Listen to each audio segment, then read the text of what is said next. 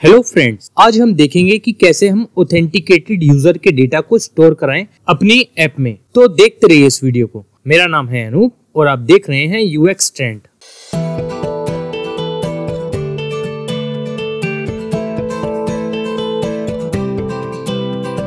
Welcome back.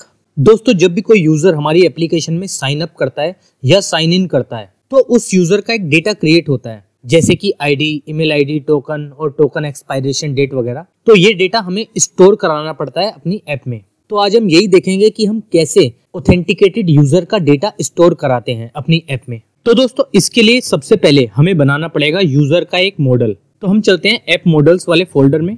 तो हम app model वाले फोल्डर में एक फाइल क्रिएट करते हैं। इसका नाम देते हैं user.model.ts। अब इसके बाद हमें यहाँ क्या करना है, एक्सपोर्ट क्लास यूजर। अब दोस्तों, यहाँ पे हम कंस्ट्रक्टर यूज करेंगे ताकि हम न्यू कीवर्ड का यूज करके एवरी यूजर का डेटा स्टोर करा पाए। तो हम लिखते हैं कंस्ट्रक्टर। अब इस कंस्ट्रक्टर में हमारे पास सबसे पहले क्या होगा, ईमेल। तो हम लिखते हैं पब्लिक ईमेल और इसका टाइप क्या होगा, स्ट्रिंग। और उसके बाद है आईडी, पब्लिक आईडी, ये भी क्या होगा, स्ट्रिंग। उसके बाद हम क्या लिखेंगे, प्राइवेट। और प्राइवेट किसके लिए, टोकन के लिए। तो हम लिखेंगे अंडरस्कोर टोकन और ये भी क्या होगा, स्ट्रिंग। अब यहाँ पे हम प्राइवेट और अंडरस्कोर क्यों यूज कर रहे हैं, क्योंकि टोकन को हम डायरेक्ट रिट्राइव नहीं कराएंगे। और उसके बाद है private underscore token expiration date और इसका टाइप क्या होगा, डेट। अब दोस्तों, टोकन के लिए हम यहाँ पे गेटर यूज करेंगे और उसके लिए हमें क्या करना पड़ेगा, लिखना पड़ेगा गेट टोकन। ये जो गेटर होगा ये वर्क करेगा एज ए प्रॉपर्टी, जिसको हम यूजर डॉट टोकन से एक्सेस कर सकते हैं। और हम ऐसा क्यों कर रहे हैं, क्योंकि हमें टोकन के लिए एक कंडीशन लिखनी है और वो क्या होगी, if this dot underscore token expiration date is not equal to, मतलब कि जब टोकन की एक्सपायरेशन डेट ना हो। और इसके साथ एक और कंडीशन हमें लिखनी है और लगा के। इसके बाद क्या है कि new date is greater than token expiration date. New date का मतलब है कि अभी का जो टाइम है, जो इस समय टाइम चल रहा है, वो अगर ज्यादा हो टोकन एक्सपायरेशन डेट से, तो इसका मतलब क्या होगा, हमारा टोकन एक्सपायर हो चुका है। तो उस कंडीशन में क्या होगा, रिटर्न नल। और अगर ये कंडीशन ना हो तो क्या हो, रिटर्न अंडरस्कोर टोकन। तो हमने अपना यूजर का मॉडल क्रिएट कर लिया है। अब दोस्तों, हमें क्या करना है, हमें जाना है ऑथ सर्विस में और यहाँ पे एक सब्जेक्ट क्रिएट करना है यूजर के लिए। तो हम लिखते हैं user is equal to new subject. तो सब्जेक्ट ऊपर इंपोर्ट हो गया RxJS से और इसका टाइप क्या होगा, यूजर।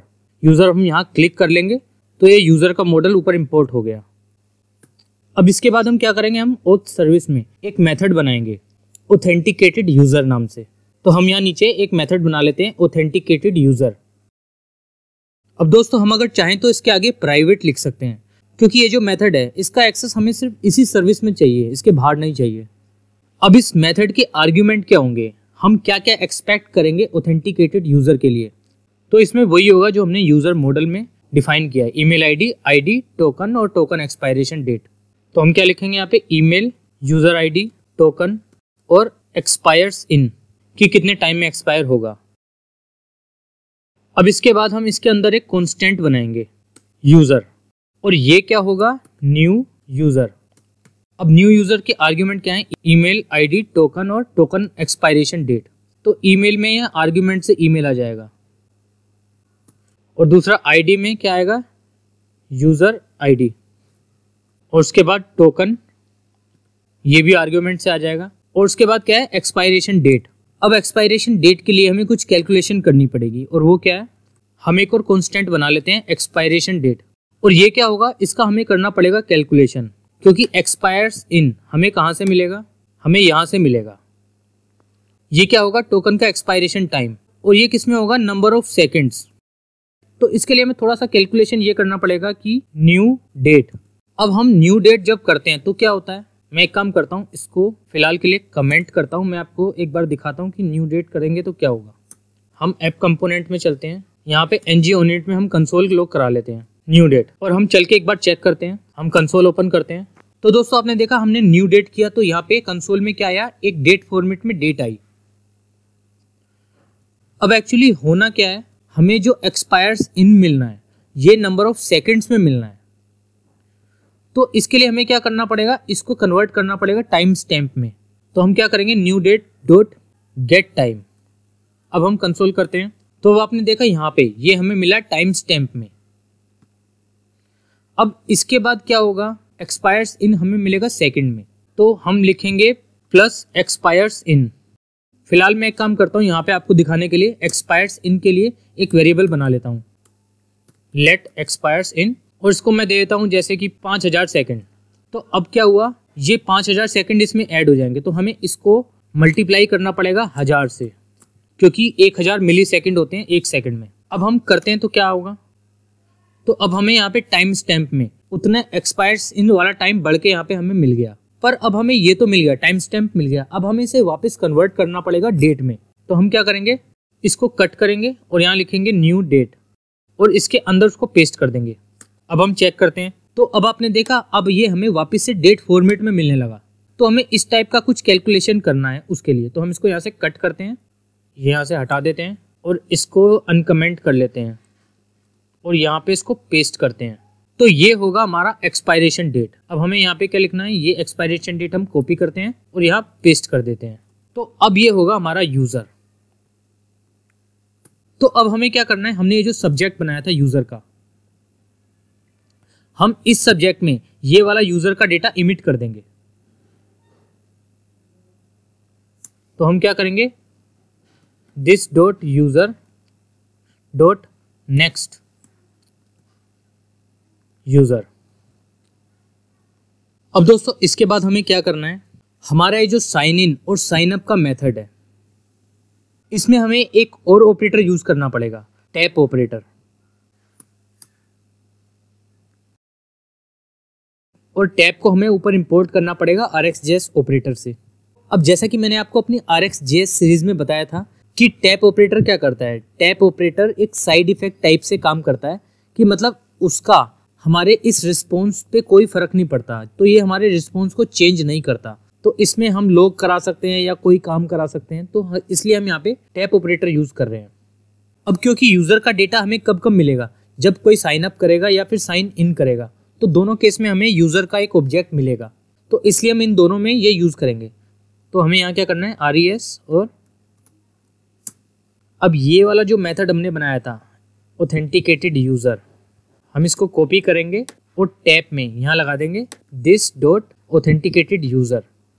और अब इसमें हमारे जो आर्ग्यूमेंट है, email, user ID, token, expires in, वो क्या होंगे, RES डॉट ईमेल, और दूसरा क्या है हमारे पास, user ID, RES dot local ID, और उसके बाद तीसरा क्या है, टोकन, तो हम लिखेंगे RES डॉट ID टोकन, और उसके बाद क्या है, एक्सपायर्स इन, तो हम क्या लिखेंगे, RES डॉट एक्सपायर्स इन।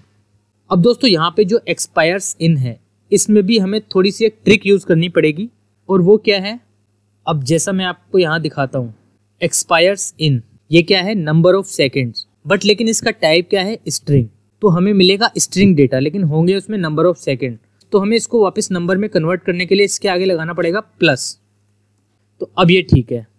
अब हमें क्या करना है, इसी तरह से इसको कॉपी करना है और साइन इन वाले में भी लगा देना है।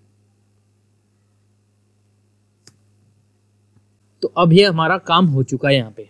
अब हम क्या करते हैं, इसको कंसोल लॉग करा के देख लेते हैं यूजर का डेटा, और इससे पहले हम लिख देते हैं सिंगल कोट में यूजर, इस टाइप से, ताकि हमें पता लग जाए यूजर का डेटा कौन सा है।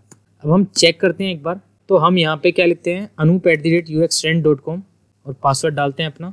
अब साइन इन करते हैं। अब दोस्तों आपने यहाँ देखा, हमें यहाँ क्या मिला, यूजर। यूजर में हमें यूजर का डेटा अब मिल चुका है, और ये डेटा अब हमारे ऐप में स्टोर भी हो चुका है। इसमें क्या क्या है, ईमेल, ID, टोकन और टोकन एक्सपायरेशन डेट। तो इस तरह से हम यूजर का डेटा अपनी ऐप में स्टोर करा रहे हैं, जिसका कि हमें आगे काफी यूज पड़ने वाला है। दोस्तों अगर आपको मेरी ये वीडियो पसंद आई हो तो आप इस वीडियो को लाइक करें और शेयर करें, और आप UX ट्रेंड को फेसबुक, ट्विटर और इंस्टाग्राम पे भी फॉलो कर सकते हैं। दोस्तों अगर आप न्यू हैं मेरे चैनल पे तो प्लीज मेरे चैनल को सब्सक्राइब करें। Thanks for watching, see you in next video. अगर आपको मेरी ये वीडियो पसंद आई है तो इस वीडियो को लाइक कीजिए और सब्सक्राइब कीजिए मेरे चैनल UX ट्रेंड को, ताकि मेरी नेक्स्ट टेक्नोलॉजी वीडियो का अपडेट आपको मिल सके।